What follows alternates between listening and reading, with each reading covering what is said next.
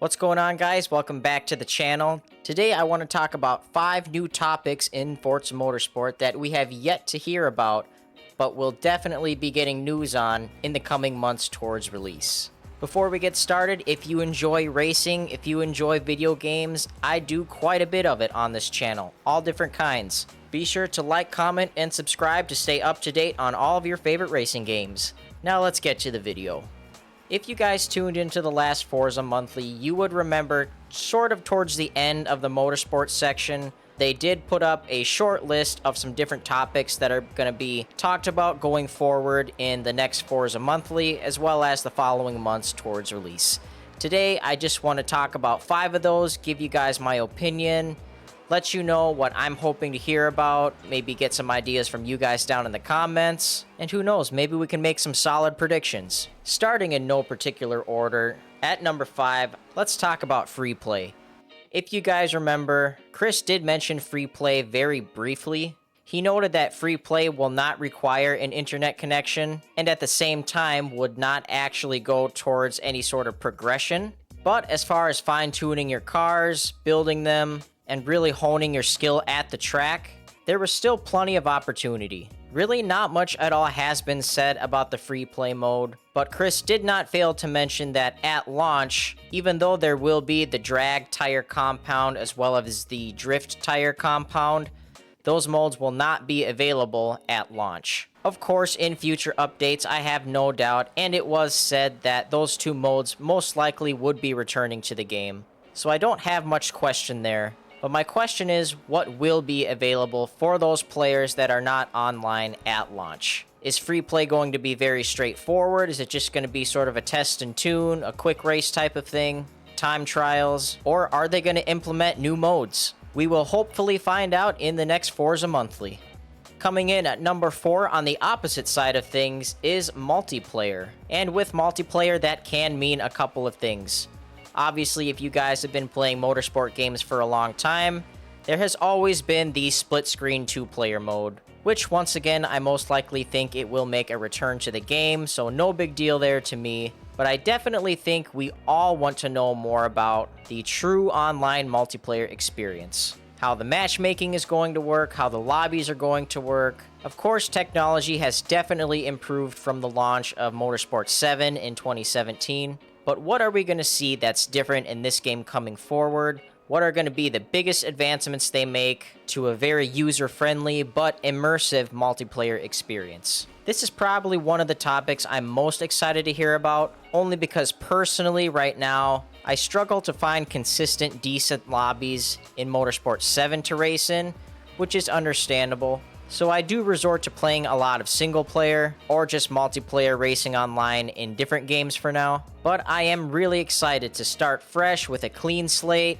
work my way up from the bottom, and rise up to the higher ranks of online racing. And hopefully that has a big part to do with how matchmaking is done and how different people are grouped together in order to have a really fun, competitive, fair racing experience. Please let me know down in the comments what you're hoping to hear about multiplayer, what your requests are, what you think they're going to tell us about it. I'm sure a lot of you have great ideas and are probably more knowledgeable about it than I am.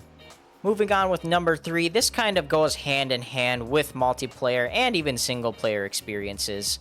And that is the race regulations that they are going to be finally fully implementing into this game. Yes, they have had the beta version in Motorsport 7 online servers, which I actually have enjoyed somewhat. Because it is a beta version, it isn't perfect, but it has been cool to see this is something they've been working on. It's going to be in the new game. It's going to be a big part of the new game if you choose it to be.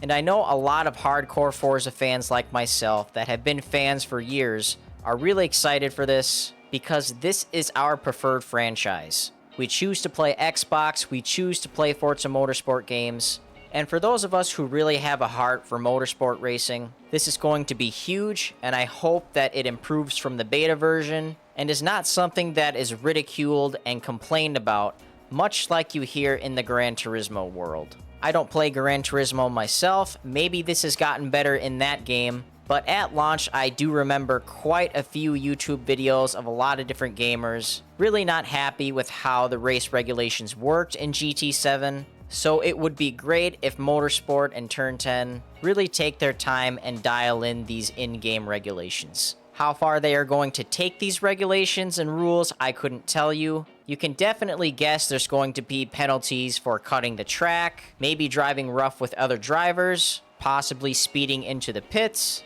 I always seem to go back to this game and this simulator, and that is Assetto Corsa, ACC. They have a really great flag system in their game. From the green flag to the checkered and everything in between, I think they do it really well, and I'm hoping we can follow suit.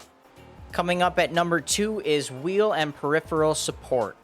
As games and simulators continue to get bigger and better, more detailed, and require more power to run them, especially run them well, many gamers out there are switching to the PC as their primary gaming console. And I don't blame them, especially with having Game Pass Ultimate Edition.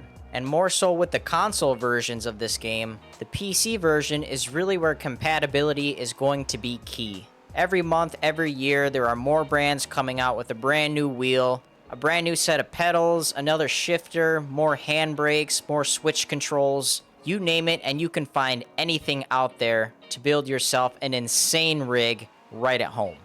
I'm really hoping to hear a basic rundown of a lot of the common wheels that are going to be supported, how you'll be able to set up your force feedback and your load cell pedals. It would be super cool to hear compatibility about new different shifters, so that I don't have to keep doing the rubber band mod to my Logitech shifter to pretend I have a sequential, or to keep tapping the A button on my wheel when I'm trying to go out and drift on the track. I definitely need a handbrake. I'm thinking we'll hear a fair amount when it comes to the PC version, but like many others, because I play on a Series X, I'm hoping we hear a lot about what's going to be supported on the console version of the game, including the Series S. Again, if you guys watched the last Forza Monthly, Chris did do a demo of the game, racing a couple of laps with a G920. He did mention that this setup is absolutely going to be compatible, after doing research that most users of these steering wheels with Forza Motorsport are using a Logitech G920. So that was really cool to hear, and really cool to see that this wheel is going to work well with the new game. That being said, if you guys are really excited for this game and you don't have a wheel or anything like that, search Marketplace, search eBay, even go on Amazon. Look around wherever you can. They're out there, they're cheap, you can get them for a good deal. Yes, they're a few years old, but they still work really well, and you're going to get some really good use out of it with this new upcoming game. So if you don't have one, go scoop one up. Don't even worry about the shifter. You will barely use it. I really only use it when I'm actually driving a vehicle in-game that has a stick shift in the car in real life. And if you really want one, they're only like $50 brand new. So don't let that hold you back. At number 1, following along in the footsteps of our last topic, I want to mention PC features and specs. Now, I will not try to pretend that I know anything about PCs. I personally don't play any games on PC. I do all my gaming on consoles. I myself bought a pre-built PC, but that is beside the point. For all of you out there that know what you're talking about, that are knowledgeable, that have spent the money and put in the right parts, and have built some crazy PCs, you guys are the ones that deserve to have an unbelievable experience with this game. I can't speak to how Motorsport 7 ran on PC for everyone, but I can only imagine the expectations are just as high, if not higher, after the large amount of gamers that are switching to PC. It may not happen in the next Forza Monthly, it may not happen in the second one, it may not happen until a week before release. But I am genuinely curious to find out exactly the bare minimum requirements to run this game. And on the other side of that, what do we need in order to run this game at its max settings and really get the ultimate experience? I know there are others way smarter than me out there that can definitely add a lot of good input to this topic. Once again, please, if you have any requests, if you have any predictions, if you know of anything I don't know, throw it down in the comments, let us know, let's talk about it. That is the reason why I continue to do these sort of talking / news update videos, because of the engagement that they create. One last thing, triple screen support. Please, please not just on PC. Please make it actual triple screen support. And please let me do it on my Series X. Please. I have 2 monitors. I will go get 1 more. Please let me do this.